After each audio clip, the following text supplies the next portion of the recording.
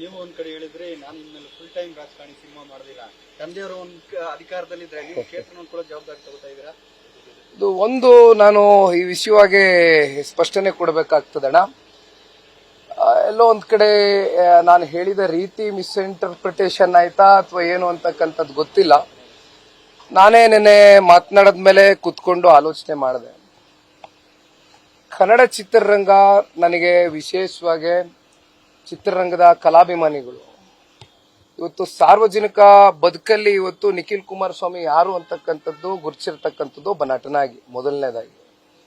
ಬಹುಶಃ ರಾಜಕಾರಣದ ಹಿನ್ನೆಲೆಯಲ್ಲಿ ಬಂದಿರತಕ್ಕಂಥ ನನಗೆ ಇವತ್ತು ಇಷ್ಟೊಂದು ಪ್ರೀತಿ ವಿಶ್ವಾಸ ಗೌರವವನ್ನು ತೋರಿಸಿರ್ತಕ್ಕಂಥದ್ದು ಕನ್ನಡ ಚಿತ್ರರಂಗದ ಅಭಿಮಾನಿಗಳು ನಾನು ಮರೀಲಿಕ್ಕೆ ಸಾಧ್ಯ ಇಲ್ಲ. ನಾನು ಮಾಡಿರ್ತಕ್ಕಂಥದ್ದು ಕೆಲವು ಚಿತ್ರಗಳಾದರೂ ಕೂಡ ನನ್ನನ್ನು ಪ್ರೋತ್ಸಾಹ ಮಾಡಿದ್ದಾರೆ, ಯಶಸ್ಸು ಕೊಟ್ಟಿದ್ದಾರೆ. ಹಾಗಾಗಿ ಸದ್ಯದ ಮಟ್ಟಕ್ಕೆ ನನಗೆ ರಾಜಕಾರಣದಲ್ಲಿ ಸಂಘಟನೆ ವಿಚಾರವಾಗಿ ಹೆಚ್ಚಿನ ಜವಾಬ್ದಾರಿಗಳಿದೆ. ಹಾಗಾಗಿ ನಾನು ಚಿತ್ರರಂಗದಿಂದ ಒಂದು ಸ್ವಲ್ಪ ವಿರಾಮವನ್ನು ತಗೊಳ್ಳಿಕ್ಕೆ ಇಚ್ಛಪಡ್ತೇನೆ ಮೊದಲನೇದಾಗಿ.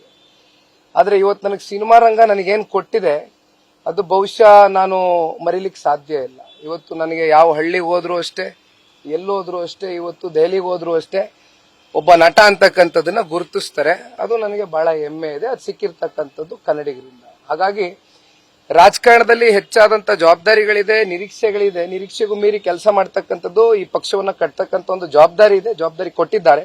ಹಾಗಾಗಿ ಅದನ್ನು ಮುಂದುವರಿಸ್ತೀನಿ. ನ್ಯೂಸ್ ಫಸ್ಟ್ ನಿರ್ಭೀತಿಯಿಂದ ನಿಮ್ಮ ಪರವಾಗಿ.